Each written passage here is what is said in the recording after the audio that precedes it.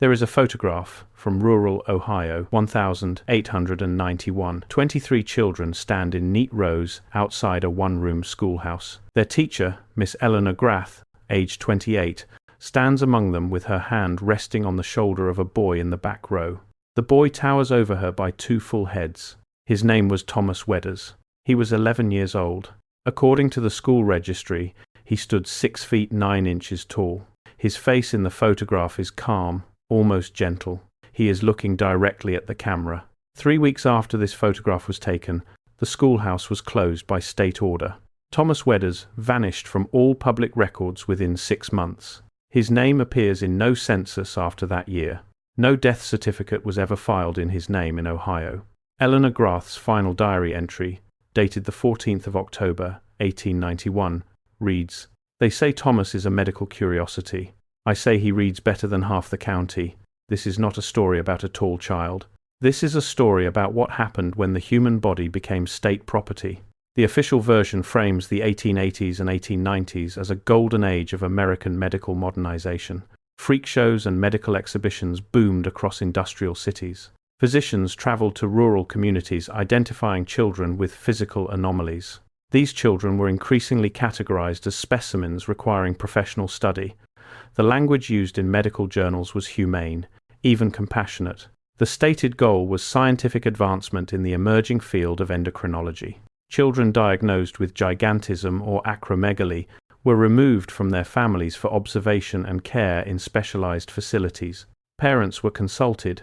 Compensation was offered. The children would receive the best treatment available. This version presents removal as rescue, exhibition as education, confinement as medical necessity. The records suggest a different function was operating beneath that language. Eleanor Grath kept a diary. It was a small leather-bound book with a brass clasp. Over 9 months, she wrote 47 entries about Thomas Wedders. She described him as shy, thoughtful, exceptionally gentle with younger students. He struggled with arithmetic, but excelled at reading.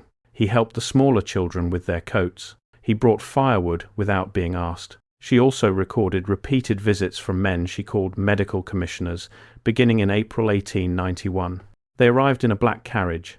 They carried leather cases filled with measuring instruments. Her June entry reads, "They measured his skull again with calipers and a cloth tape. They wrote in a ledger while he stood there. He cried after they left." In August, his parents received a letter from the state medical board. "They brought it to me but would not let me read it." His mother's hands were shaking. In September, a man from Philadelphia came to the house. He offered Thomas's father $200. His father works in the mill. $200 is 8 months of wages. This is the first fracture. What was called medical rescue was acquisition. What changes everything is the money trail. Between 1885 and 1905, at least 140 American children vanished from school registries after medical consultation. This number comes from cross-referencing district school records with state medical board reports across 7 states. The children were listed as withdrawn for medical care or specialist treatment. Follow those names forward, and most disappear. No death records, no marriage records, no census entries. Cross-reference those disappearances with medical exhibition records and anatomical museum acquisition logs, and a pattern emerges. At least 63 of those children can be traced to touring exhibitions under different names or listed simply by their condition. At least 29 died in institutional custody within 2 years of removal. Their skeletons appeared in medical college collections. The Mutter Museum in Philadelphia, the Army Medical Museum in Washington, and 12 university anatomy departments acquired gigantism specimens during this exact period. The acquisition dates cluster between 1888 and 1903. The financial records are fragmentary but revealing. Exhibition contracts found in university archives show standard terms. Average family payment for transfer of custody, $150 to $400, paid in installments. Average exhibition revenue per child per year, $3,000 to $8,000. The children were displayed in medical halls, anatomical museums, and touring shows marketed as educational exhibitions. Admission prices ranged from 10 cents to 50 cents. A popular exhibition could draw 500 to 1,000 visitors per day in major cities. Do the arithmetic. A single child could generate more revenue in 1 month than their family would see in 5 years of mill work. The pattern becomes unmistakable. This was a supply chain. Step back and look at the language used to describe this process in official documents. What was called medical study functioned as profitable extraction. What was called specialized care functioned as exhibition labor. What was called parental consent functioned as economic coercion. The state medical boards that issued removal orders were not independent bodies. They were staffed by the same anatomists who ran the exhibitions and consulted for the touring companies. The overlap was not hidden. It was printed on letterhead. Dr. Harrison Wickham served as Chief Medical Officer of the Ohio State Board of Health from 1887 to 1903. He was also a touring lecturer for the National Anatomical Exhibition Circuit. He was also a procurement consultant for 3 major anatomy museums. His annual reports to the state mention identification and referral of 23 cases of developmental anomaly. His personal financial records show payments from exhibition companies in 11 of those years. Eleanor Grath understood this. Her entries from October show she had stopped believing the official explanations. October 12. They do not care what he knows. They care what he looks like. They care what he will look like standing on a platform. 2 days later, she wrote, I asked Dr. Helmsley if Thomas would return to school after the observation period. He smiled and did not answer. Then he asked if I had family in the county. I said yes. He said that was good. He said teaching was a position of trust. The threat was clear. Cooperate or lose your position. Ask questions and risk more than your job. Now ask why this moment. Why this surge between 1,885 and 1,905? 3 systems converged during these years.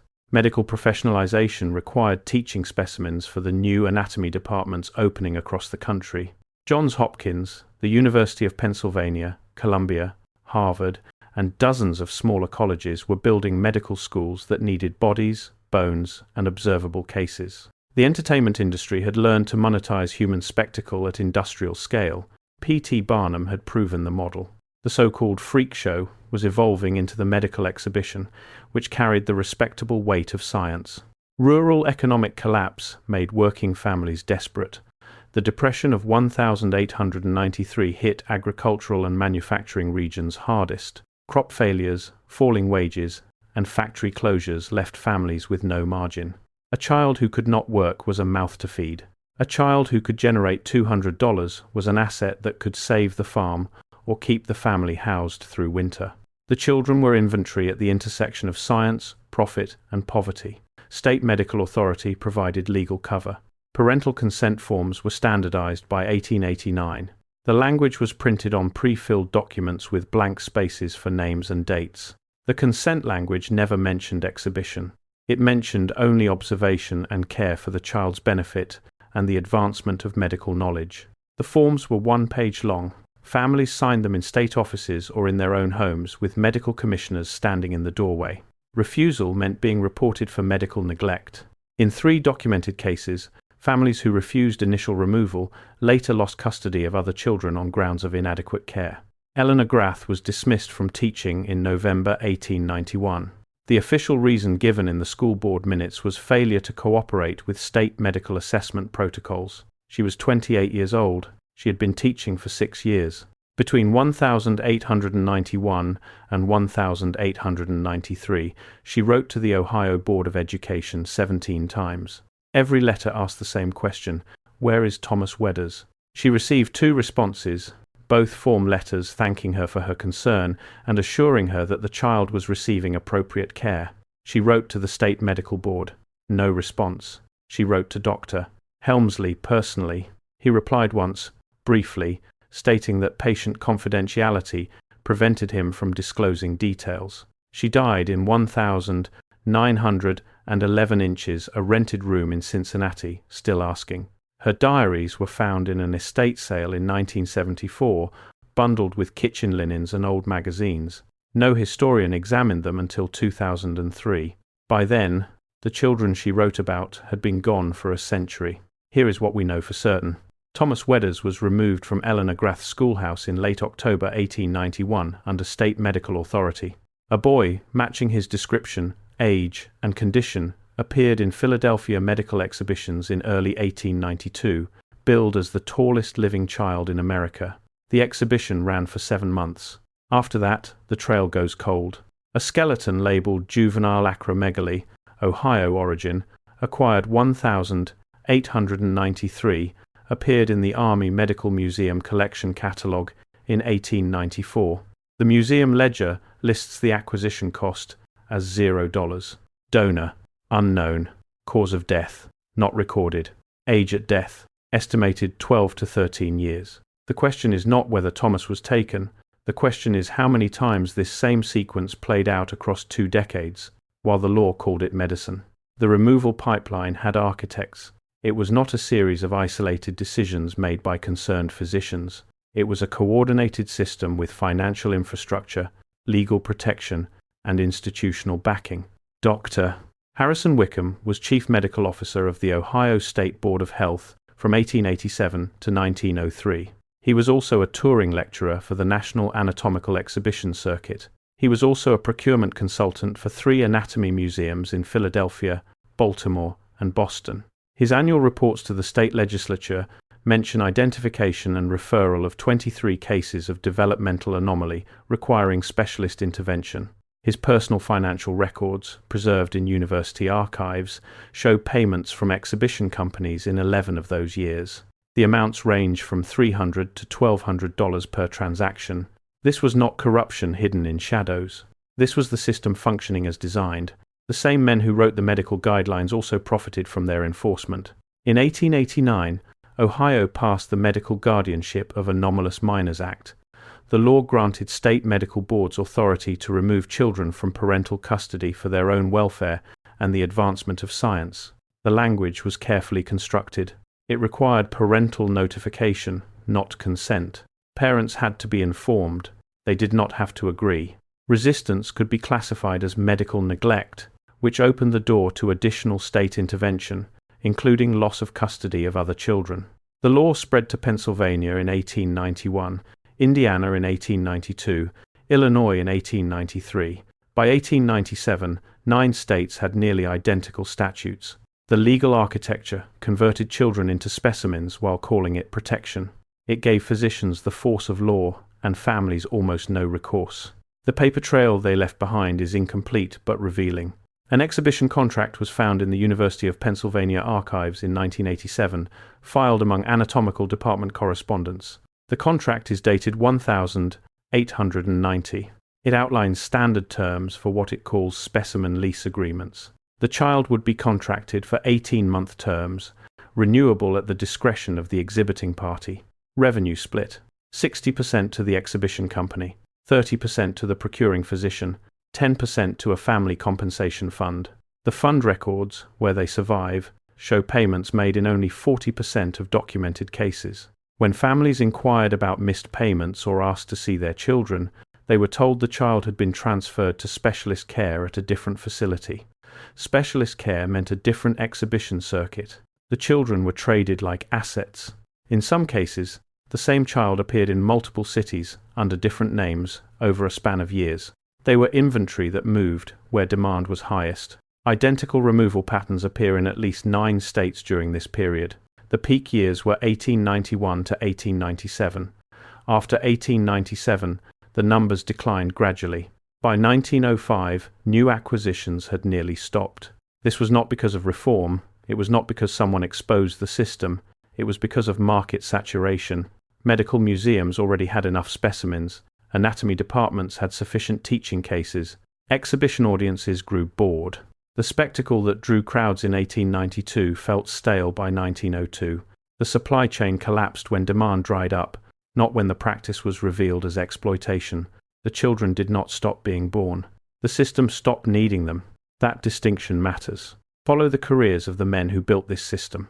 Of the 14 physicians most active in child removals between 1885 and 1905, 11 became department chairs at medical colleges. 9 published textbooks on endocrinology or pediatric anatomy, featuring cases observed in institutional settings. 6 later served on state eugenics boards in the 1920s, where they helped design forced sterilization programs. Their reputations were built on the bodies they collected. The official story calls them pioneers of pediatric endocrinology. The hidden story shows they were specimen brokers who built careers on captive children. Their names are on hospital wings and medical school lecture halls. Their contributions to science are taught as progress. The children who made those contributions possible have no names in the record. This is the quiet part.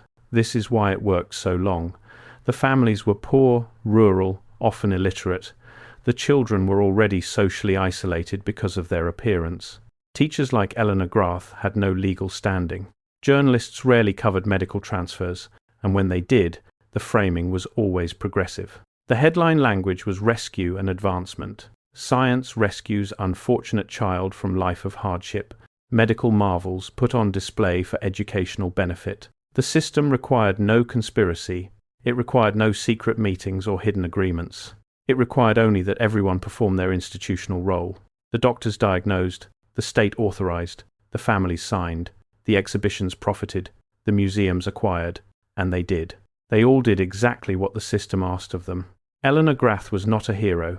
She did not save anyone. She did not stop the removals. She was a witness who refused to stop being a witness. Her 17 letters were ignored because they named the function beneath the appearance. She wrote in 1892, "They say this is for Thomas's benefit. I say show me one child who returned." She was asking the question that collapsed the entire justification. If this system truly served the children's welfare, where were they afterward? If they were cured or helped, why did none of them come home? That question had no answer that did not expose the machinery. So the question was ignored until the questioner stopped mattering. She lost her job, she lost her credibility. She was a dismissed schoolteacher with no institutional power. Her letters were filed and forgotten. The Mutter Museum in Philadelphia still holds skeletal remains from this era.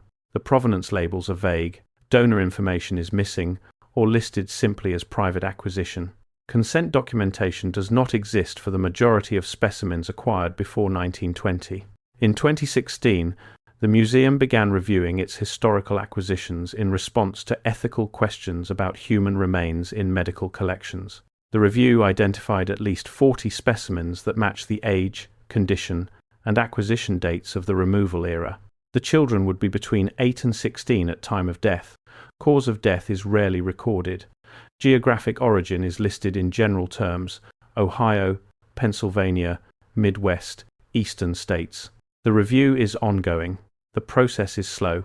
The bones are still on display behind glass in a climate-controlled hall. Thousands of visitors see them every year. Almost none of them ask where the bones came from. This story is not about medical ethics in the past tense. This story is not about unfortunate practices that were corrected long ago. This story is about what happens when human beings become data points, when poverty becomes a form of consent, when state authority becomes procurement infrastructure, when institutional language makes extraction sound like care. The children in this system were poor, physically visible, and legally powerless. That combination made them useful. Usefulness determined their fate. They were useful to physicians building careers, useful to museums building collections, useful to exhibitions generating profit, useful to medical schools teaching anatomy. As long as they were useful, the system sustained itself. When they stopped being useful, the system discarded them. Some were returned to families when exhibitions lost interest.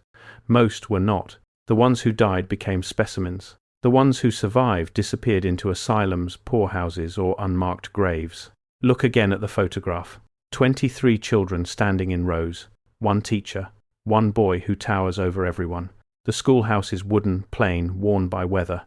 Thomas Wedders is smiling slightly. Eleanor Grath's hand rests on his shoulder. 3 weeks later, he was gone. She spent 20 years asking where. The archives show she never stopped believing he could read. She wrote that in letter after letter. He could read. He was gentle. He helped the younger children. He brought firewood without being asked. The medical ledgers show they never cared.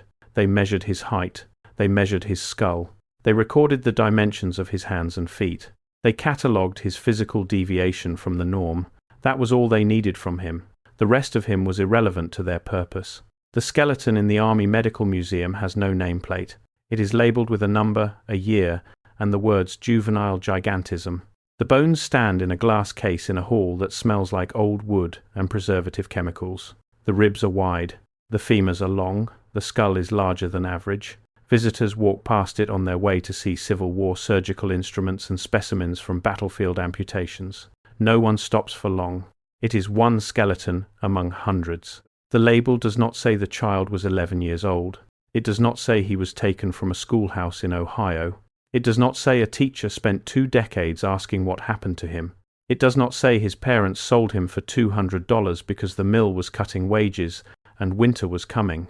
The label says, Juvenile Gigantism, Origin, Ohio, acquired 1,893. That is all the institutional record needed to preserve. The system that took Thomas Wedders operated for 2 decades. It was legal.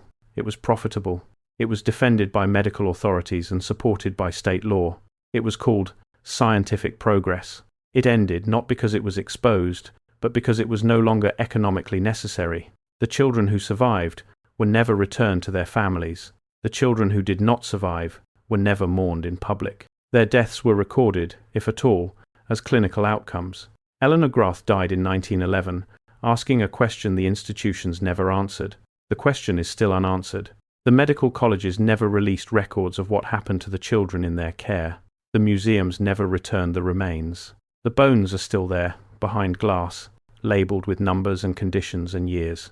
The children who became those bones had names. They had families. They had teachers who believed they could read. The official record does not mention that. It never did.